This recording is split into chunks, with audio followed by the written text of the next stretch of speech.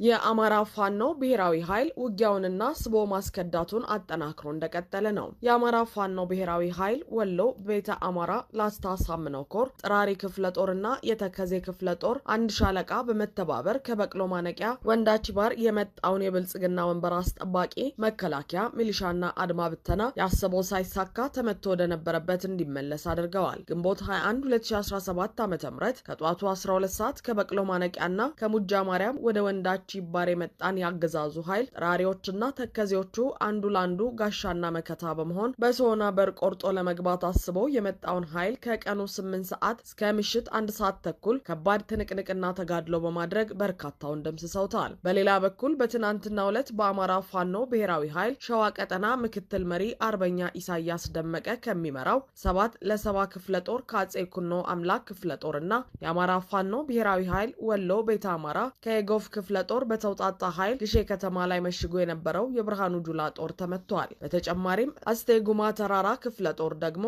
ከመኮይ ከተማና ከከሚሴ ከተማ ተጠራቅሞ ወደ ግሼ ለግዛ ሲንቀሳቀስ የነበረውን ኃይል በመመከት አጋርነቱን አሳይቷል። በዚያ ወደ ውጊያ ከፍተኛ ኪሳራን ያስተናገደው የአገዛዙ ኃይል የፋኖን ብትር መቋቋም ሲያቅተው የአማራ ሕዝብ ላይ ያለውን ጠላትነት ያስመሰከረ ሲሆን በዚህም የአርሶ አደሩን አንድ ቆርቆሮ ቤትና 2 ሳር ቤቶችን ከነቁም እንስሳቶቹና ሙሉ የቤት ዕቃው አውድሞ የጥላቻ ጥጉን አሳይቷል። ጦርነቱም እስካሁን እንደቀጠለ ይገኛል። በተመሳሳይ የአማራ ፋኖ ብሔራዊ ኃይል ሸዋ ቀጠና ከሰም ክፍለ ጦር ተስፋ ብርጌድ ያገዛዙን ኃይል እየቀጠቀጠ ነው። በአፋር በኩል ወደ በረህት ለመግባት የሞከረው የብልጽግና ጦር የአርበኛ ተስፋ ገብረስላሴ ቃል ኪዳን አስጠባቂዎች በራቸውን አስጣብቀው በመጠበቃቸው ክፉኛ እየተመታ ነው ብለዋል። በዚህ አንድ ሳምንት ውስጥ በሁሉም ወረዳዎች ያለማቋረጥ ውጊያ ውስጥ የከረመው ግዙፉ ከሰም ክፍለ ጦር በሁሉም ብርጌዶች ጥምረት ድል ተቀናጅቷል። ተስፋ ብርጌድ እስከ ዛሬዋ ቀን ድረስ ያገዛዙን ኃይል እየመታ ሲሆን ኃይለማርያም ማሞና አስማረ ዳኜ ብርጌዶች በጥምረት